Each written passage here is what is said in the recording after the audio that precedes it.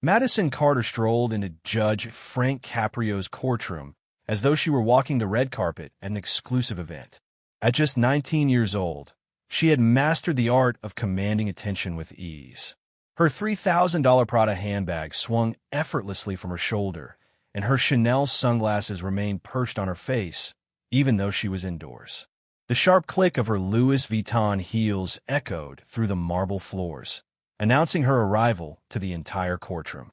Her blonde hair was styled to perfection. Her designer outfit, worth more than most people in this room, made in a month, and a gold necklace glinted in the fluorescent courtroom lights with a pendant reading Daddy's Princess. In her hand, her phone was constantly glued to her fingers, scrolling through social media without a care for where she was going. She wasn't just late. Madison was 20 minutes late, and it didn't seem to faze her one bit. This was the daughter of Senator Richard Carter, a man who chaired the Senate Judiciary Committee and had built a legacy of power and influence. For Madison, her father's name was a shield, one that she wielded with ease throughout her life. But today, that shield would prove powerless. She was here facing serious charges: reckless driving, hit and run, failure to stop for police, and obstruction of justice. 3 nights ago, Madison had been speeding through Providence at 80 miles per hour in a 45 miles per hour zone when she sideswiped a delivery van. Instead of stopping, she kept driving, eventually pulling into the gates of her exclusive community 3 miles later. When the officer caught up to her, Madison didn't apologize. She didn't express any concern for the accident she had caused. Instead, she asked the officer 7 times, "Do you know who my father is?" Senator Richard Carter's influence had shielded her from consequences before, but today, it was about to be tested. What Madison didn't realize was that Judge Frank Caprio wasn't impressed by titles, wealth, or power. In his courtroom, your last name meant nothing. What mattered were your actions, your respect for the law, and your willingness to take responsibility for what you had done. Madison was about to learn that lesson the hard way. As Madison finally approached the defendant's table, she didn't even bother to put her phone away. Instead, she continued FaceTiming someone, her voice carrying through the quiet courtroom. "Yeah, hold on," she said in her phone, not bothering to lower her volume. "I'll call you back. This will take like 5 minutes." When she ended the call, she slumped into her chair without acknowledging anyone in the room, including Judge Caprio. She immediately began texting, her thumbs flying across the screen, snapping gum between her teeth. The atmosphere in the courtroom was thick with tension, but Madison seemed oblivious to the gravity of the situation. Judge Caprio, however, was no stranger to difficult cases. His decades on the bench had taught him to remain composed in the face of even the most challenging personalities. But this level of casual contempt was testing even his legendary patience. "Good afternoon, Miss Carter," he said, his voice calm but firm. Madison didn't even glance at him. She simply held up one finger in a dismissive gesture, continuing to type on her phone. After a few agonizing seconds of silence, she finally looked up with a mild look of annoyance. "Yeah, what?" she said. "Not good afternoon. Not, Your Honor. Just, yeah, what?" As if Judge Caprio had interrupted her during something crucial. Judge Caprio immediately noticed the blatant disrespect, but his demeanor remained composed. Decades of experience had taught him patience, and he knew that dealing with someone like Madison would require a steady hand. "Miss Carter," he began once more, "you are charged with several serious offenses. Do you understand why you're here today?" Madison rolled her eyes dramatically, a gesture that made her look more like a teenager being asked to clean her room than a person facing criminal charges. "Yeah, I know why I'm here," she replied. "This whole thing is ridiculous. That van came out of nowhere, and I had an important event to get to. Besides, we already settled with the guy. Paid him way more than that junkie van was worth." Judge Caprio set his pen down deliberately, the soft sound of it striking the paper commanding attention in the room. He turned his gaze to Madison, his voice steady with authority.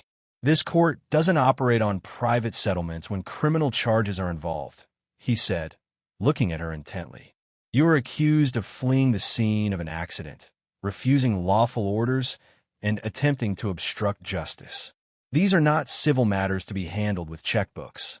Madison, however, was already back on her phone, scrolling through Instagram, apparently uninterested in the gravity of the charges against her. "Right, whatever," she muttered without looking up. "Just tell me what box to check, so we can wrap this up. I've got better things to do than sit here all afternoon." The courtroom was silent. Everyone watched as Madison casually dismissed the seriousness of the situation.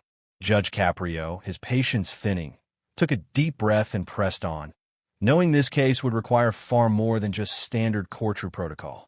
What happens next? The tension in the courtroom was palpable as Judge Caprio continued, his voice now firm with the weight of what was about to unfold. Madison, clearly uninterested, slouched further in her seat, fingers still tapping away at her phone, ignoring the gravity of the moment.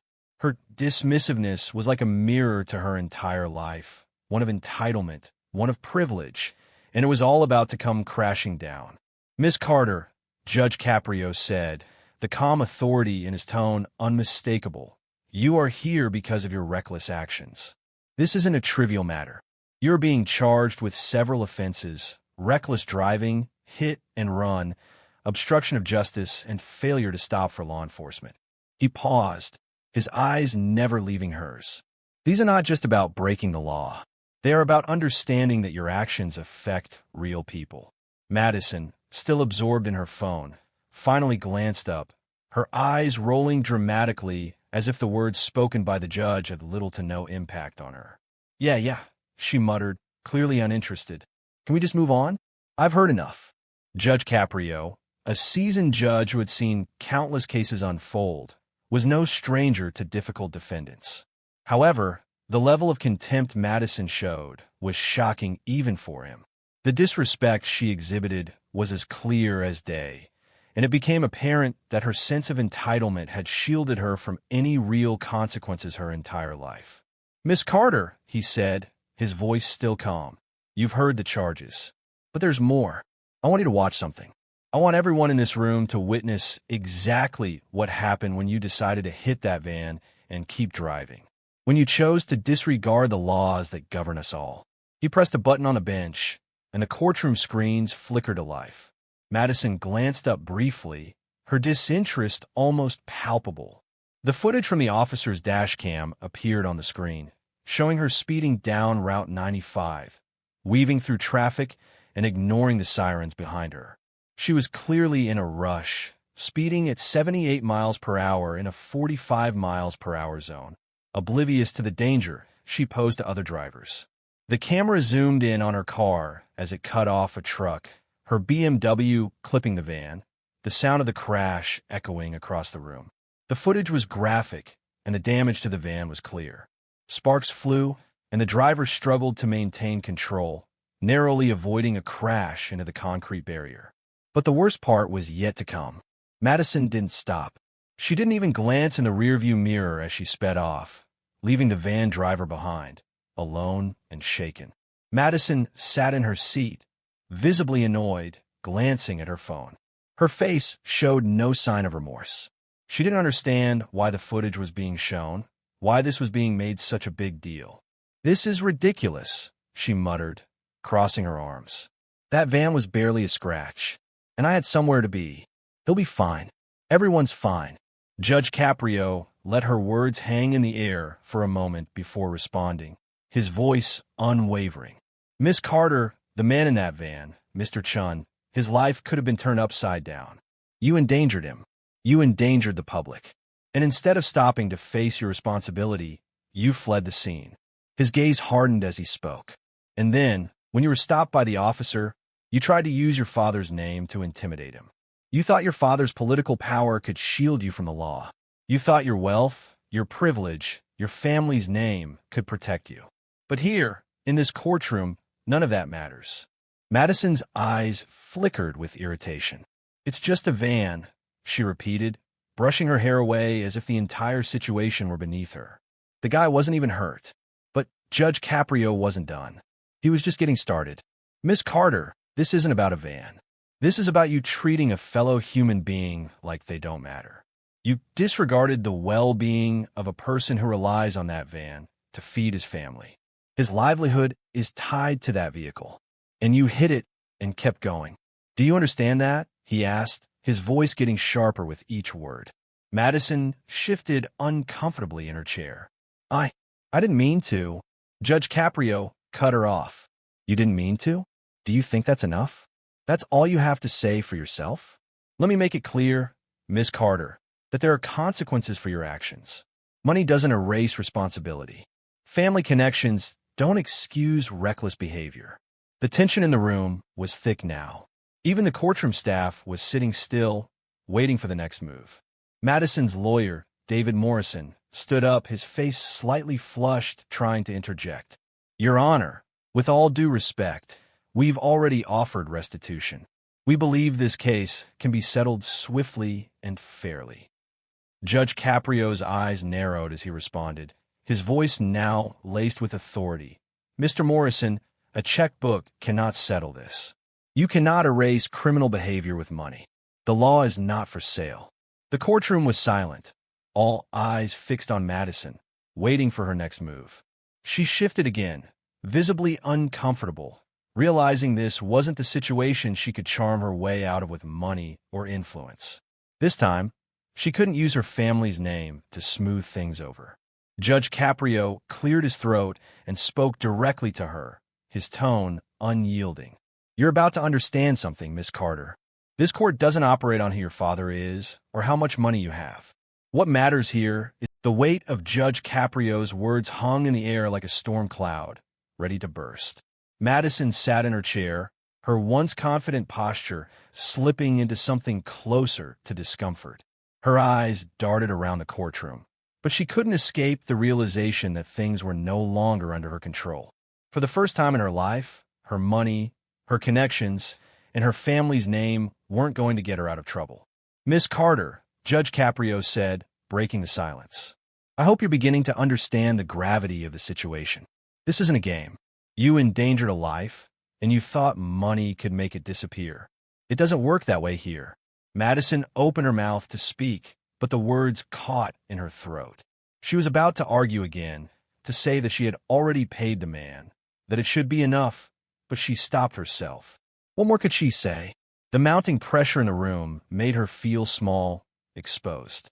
The judge paused for a moment, letting his words sink in, before continuing with the case. We've seen the dashcam footage. We've heard from Mr. Chun. Now, I have another piece of evidence to present. A phone call made immediately after the incident. Madison's stomach dropped as the courtroom monitors flickered to life. She knew what was coming. Her phone had betrayed her. She had thought the footage of her threatening Officer Rodriguez would be the worst of it, but now her own words, her own text messages, were about to seal her fate. The clerk stood up, holding a printed transcript in her hand. Text message sent at 7:39 p.m. to contact listed as Melissa. Got pulled over by some power-tripping cop. So annoying. Dad will handle it. The murmurs in the courtroom grew louder. Madison's face flushed red, but she remained silent, trying to act as though the words didn't bother her. But everyone in the room could see the growing unease in her expression. The clerk continued reading. Text message sent at 7:45 p.m. to contact listed as Stevens, Chief of Staff. Need the usual cleanup. Some officer giving me problems. Rodriguez, badge number on the citation. Can you make this disappear? Madison's jaw tightened, but she said nothing. Response from Stevens at 7:51 p.m., already making calls. Don't worry, this will go away. The courtroom was buzzing now, whispers trailing through the rows as the evidence hit home. The powerful, untouchable persona Madison had built around herself was crumbling. Her lawyer, David Morrison, who had been calm until now, sat back down, his shoulders slumped. He had no defense for this.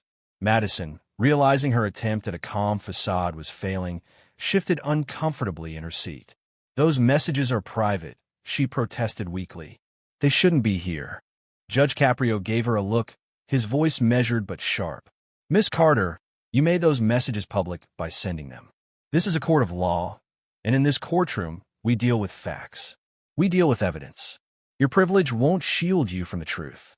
Madison opened her mouth, ready to argue once again, but something in the judge's tone made her pause. There was no room for negotiation here. No amount of money, no name-dropping, no deflecting was going to change the facts of the case. Judge Caprio leaned forward, his gaze piercing through her. "Miss Carter, you've used your father's position, your family's wealth, to try to intimidate an officer and silence the people you've wronged. Do you understand how serious this is?" Madison bit her lip, her eyes scanning the courtroom, looking for anyone who might come to her defense. But no one spoke. Everyone was watching her, waiting for her response. The truth, the harsh reality of her actions, was setting in. She opened her mouth, her voice shaking now, but the words came out quietly, as if she was finally realizing the depth of her mistakes. "I didn't think it would go this far," she admitted, almost to herself. "I didn't think—" The judge raised a hand, silencing her. "That's the problem, Miss Carter. You never thought. You thought you could get away with it. That money and power would make it all disappear. But that's not how it works in here. Not in this courtroom." He paused, his gaze softening just for a moment. "You've shown a complete lack of empathy, not just for Mr. Chun, but for everyone who works to keep this community running. You've shown that you think you're above the law, and that is something I will not allow in my courtroom." The silence was deafening. Even Madison was speechless, no longer able to mask her growing panic. Her face was pale, the reality sinking in as she began to realize the consequences of her actions weren't going away. "Now," Judge Caprio continued, his voice steady once more, "I want you to understand that accountability is not just about paying fines. It's about understanding the human cost of your actions. It's about learning that people are not tools for you to use to get ahead. They are real people with real lives, and that's something you will experience firsthand." The room seemed to hold its breath, waiting for the next move. Madison Carter's reality is starting to hit hard, but the true consequences of her— The room was eerily still as Judge Caprio's words echoed in Madison's ears. Every piece of evidence, every word spoken, had chipped away at her carefully constructed image. The courtroom, once a place where she felt untouchable, was now a harsh spotlight, and she could no longer ignore the glaring truth that had been laid out before her. Judge Caprio's voice broke the silence again, calm but unwavering. "Miss Carter, it's clear to me that you have no understanding of the consequences of your actions. Until now, your privilege and connections have allowed you to avoid the repercussions that most people would face. But in this court, everyone is held to the same standard. No one is above the law." Madison shifted uncomfortably in her seat, glancing at her lawyer, David Morrison, who was now looking at his feet. She could feel the walls closing in. For the first time in her life, the reputation she had so carefully built was crumbling before her eyes. Her phone lay forgotten on the table, her connection to the outside world severed for what felt like the first time in ages. Judge Caprio continued, his voice growing firmer. "The law doesn't care about your social media following. It doesn't care about your family's political connections. It doesn't care how many followers you have on Instagram or how much money you can throw at a problem. The law is about responsibility, about respect, and about accountability." Madison opened her mouth, her voice small and unsure. "But I paid him. We settled it, right? I thought that was enough." Her words, once so confident, now sounded empty, hollow, as though she was trying to convince herself more than anyone else. Judge Caprio didn't respond right away. Instead, he glanced at the file in front of him, taking his time as if weighing the gravity of his next words. The tension in the room was palpable. Everyone knew what was coming, but no one was prepared for the magnitude of it. Finally, the judge looked up and spoke, his tone deliberate. "The settlement you paid was nothing but an attempt to sweep this under the rug. You thought money could erase the damage you caused, but it doesn't work that way.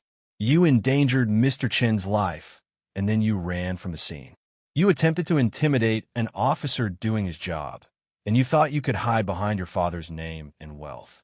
Well, Miss Carter, you are about to learn a lesson in accountability, one that you've avoided for far too long." Madison swallowed hard, her throat dry, as the judge's words cut through her like a blade. She could feel her carefully built walls crumbling, the realization sinking in that she was no longer in control. There was no amount of money or influence that could save her now. Judge Caprio continued, his voice never rising, but carrying an undeniable authority. I'm sentencing you today, Miss Carter, not just because of the reckless driving, the hit and run, or the obstruction of justice, but because of your complete lack of respect for the people you've hurt. The people who are forced to live with the consequences of your actions while you try to erase them with a check. Madison's mind raced as she tried to process the enormity of the moment. She opened her mouth, her voice shaking. Please, I didn't mean to hurt anyone. I didn't think it would be this big of a deal. I just wanted to get to my event, you know? She paused, struggling for words. I wasn't trying to hurt anyone. Judge Caprio's gaze was unwavering. Intentions don't change the consequences, Miss Carter. You didn't just hit a van. You hit someone's livelihood. Mr. Chin's van is how he supports his family. It's how he feeds his children. You endangered that, and you walked away like it didn't matter. Madison looked down at her hands, her fingers trembling. She had no response. She had always been able to talk her way out of trouble, always been able to charm her way through any situation. But this was different. She couldn't talk her way out of this. She couldn't rely on her last name or her wealth. The judge took a deep breath, his next words slow and deliberate. For reckless driving and leaving the scene of an accident, I am imposing a fine of $10,000. This fine is to be paid with your own money, earned through legitimate work. Not your father's money, not any trust funds. You will show proof of employment and proof of payment within 60 days. If you fail to do so, you will face 30 days in county jail. Madison's face drained of color. What? No, that's impossible. I can't. I don't have a job. How am I supposed to pay that? Judge Caprio's gaze softened slightly, but his voice remained firm. Millions of people work and go to school at the same time, Miss Carter. Millions of people support themselves through hard work, without relying on their parents or their last name. You'll find a job. You will work for that money, and you will pay the fine on your own. The courtroom was silent as the weight of the sentence hung in the air. Madison could feel the eyes of everyone on her, the judgment, the expectation. This was not how she had envisioned her life. This was not the way she had been taught to navigate the world. And Judge Caprio continued, his voice steady. I am suspending your driving privileges for 18 months. You will not drive a vehicle for the next year and a half. In addition, you will complete 300 hours of community service, working directly with immigrant delivery drivers in Providence, like Mr. Chun. You will help them with their routes, their maintenance logs, and their daily operations. Madison opened her mouth to protest, but Judge Caprio raised his hand, silencing her. You will work with people who rely on their vehicles to survive, people who don't have the luxury of throwing money at their problems. You will learn firsthand what it means to work for a living, to truly understand the value of the work that people like Mr. Chan do every day. Madison's face twisted with disbelief and horror.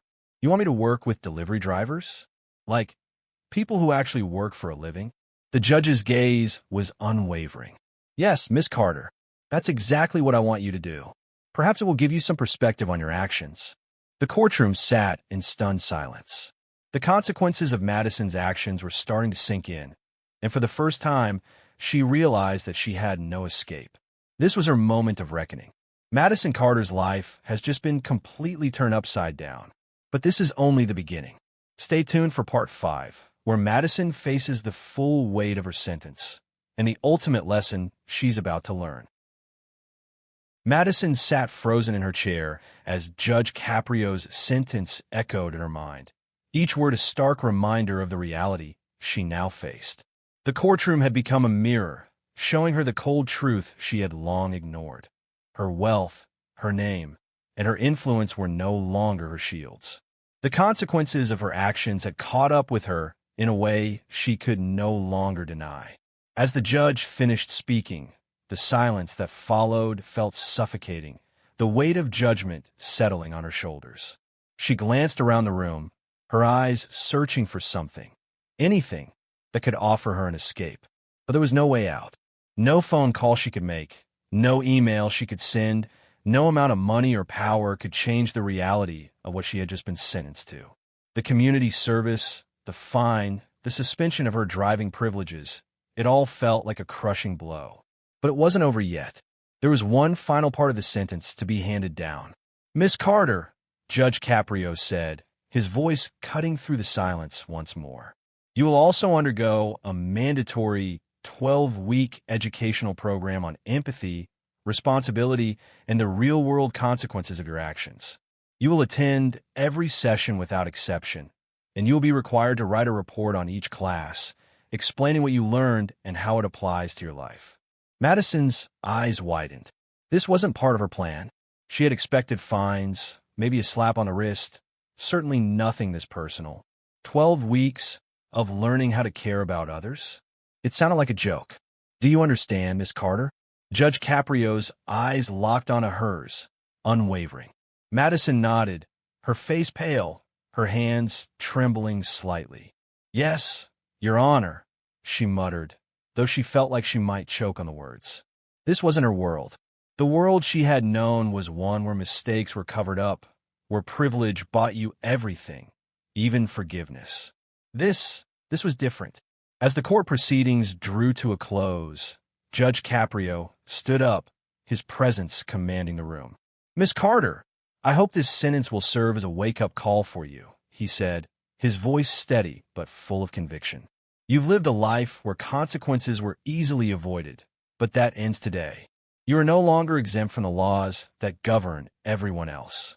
The road to redemption begins with understanding that you, too, are accountable for the harm you've caused." Madison stood slowly, feeling the eyes of everyone in the room on her, burning into her. She could feel her chest tightening, her head spinning. She had expected to walk out of this courtroom as the same Madison Carter, unscathed, untouchable. Instead, she was leaving with her world shattered, the weight of her actions heavier than she had ever imagined. The bailiff moved to escort her out of the courtroom, but Madison hesitated, looking back one last time at Judge Caprio. For the first time in her life, she saw not just the judge, but the man who had torn through her illusions. His gaze wasn't filled with pity or anger, but with a deep, unspoken understanding. He knew she had the capacity to change, but only if she truly wanted to. Madison walked out of the courtroom, her head held low, the reality of her sentence setting in. The rest of the world didn't care about who her father was. They didn't care about her wealth, her status, her brand. For the first time, Madison was faced with the one thing she had always avoided, herself. The days that followed were a blur. Madison spent her evenings combing through job listings, struggling to find something, anything, that could bring in the money she needed to pay her fine. She sent emails, made calls, but no one seemed to take her seriously. The world outside her privileged bubble didn't care about her last name or her reputation. All that mattered was her ability to stand on her own, to work for the life she had taken for granted. It wasn't easy. In fact, it was the hardest thing Madison had ever done. She found a job as a barista at a local cafe, a far cry from the luxury life she had known. But with each shift, each cup of coffee she served, something began to change. She started to understand the value of hard work, of earning what you had, and of respecting others, no matter their status. After a few weeks, she reached out to Mr. Chun, the van driver she had hit that night. She had spent days thinking about his words in court, the way he had described the fear he felt that night, the way he had worked tirelessly to provide for his family. She wasn't sure what she could say to him, but she knew she had to try. When they met, Mr. Chin looked at her with quiet understanding, as if he already knew how far she had come.